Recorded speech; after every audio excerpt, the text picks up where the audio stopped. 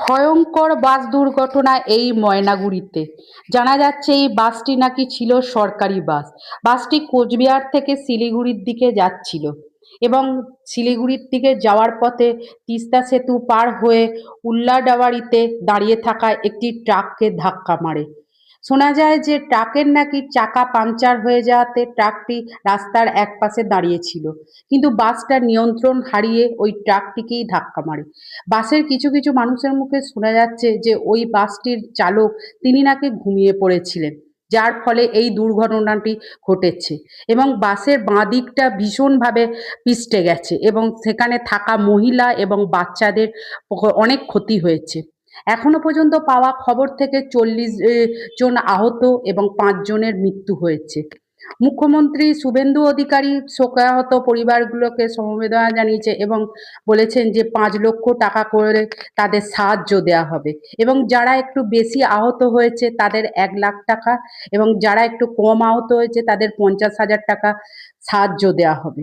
ইতিমধ্যে পরিবহন মন্ত্রী এবং ডিজি জলপাইগুড়ি হাসপাতালে পৌঁছে গেছেন। আহতদের সবাইকে জলপাইগুড়ি হাসপাতালেই নিয়ে যাওয়া হচ্ছে। তবে ধারণা করা হচ্ছে এখনো অনেক আহত সংখ্যা বাড়বে, কারণ যেভাবে বাসটা দুর্ঘটনায় কবলে পড়েছে এবং জল কাদা মিশ্রিত জায়গায়, এতে অনেকের অনেক ক্ষতি হয়েছে, যার জন্য আহতের সংখ্যা এখনো বাড়বে। এখনো পর্যন্ত মানে উদ্ধার কাজ চলছে, উদ্ধার কাজ এখনো শেষ হয়নি। অনেকে তো আত্মীয় স্বজন হারিয়ে ক্ষোভে এবং কান্নায় ফেটে পড়েছে। তাদের যে ভাবতেও তারা পারেনি যে এরকম দিন তাদের আসতে পারে। তাদের মধ্যে 4 জনের খবর এখনো পর্যন্ত পাওয়া গেছে, আর একজন যে মারা গেছে তার এখনো পর্যন্ত কোনো খবর পাওয়া যায়নি।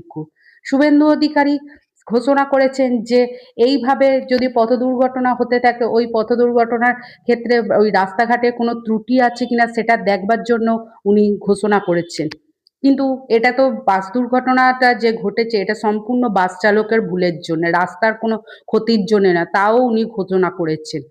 এইভাবে এই শোকাহত খবরটি আমাদের সবাইকে ভীষণভাবে নাড়িয়ে দিয়েছে, বিশেষ করে মৃতর পরিবার এবং আহতর পরিবারদের তো বিশেষ করে। ওখানে প্রচুর যানজটের সৃষ্টি হয়েছে এবং ওখানে ওই এলাকার যে পুলিশ টুলিশ প্রশাসন এবং লোকজন অনেক সাহায্য করেছে। স্থানীয় লোকেরা বলে যখন ওই অ্যাক্সিডেন্টটা হয় তখন বিরাট জোরে ধাক্কার আওয়াজ পাওয়া যায় এবং তার ফলে বিরাট একটা শব্দ হয়, যেই শব্দ শুনে স্থানীয় বাসিন্দারা সবাই ছুটে আসে এবং তারা নিজেরাই নিজেদের তৎপরতায় উদ্ধার কাজে সাহায্য করে। প্রথমে স্থানীয় বাসিন্দারা সাহায্য করার পর তারাই থানাতে খবর দেয়, পরে থানার লোকেরা ছুটে আসে এবং মৃতর পরিবার এবং আহতদের পরিবারের সঙ্গে খুবই ভালো ব্যবহার করেছে বলে সেখানকার থানার লোক এবং পুলিশ প্রশাসন এবং স্থানীয় মানুষরা বলেই জানা যাচ্ছে। এখন দেখা যাক আহতর সংখ্যা আরো কত হতে পারে।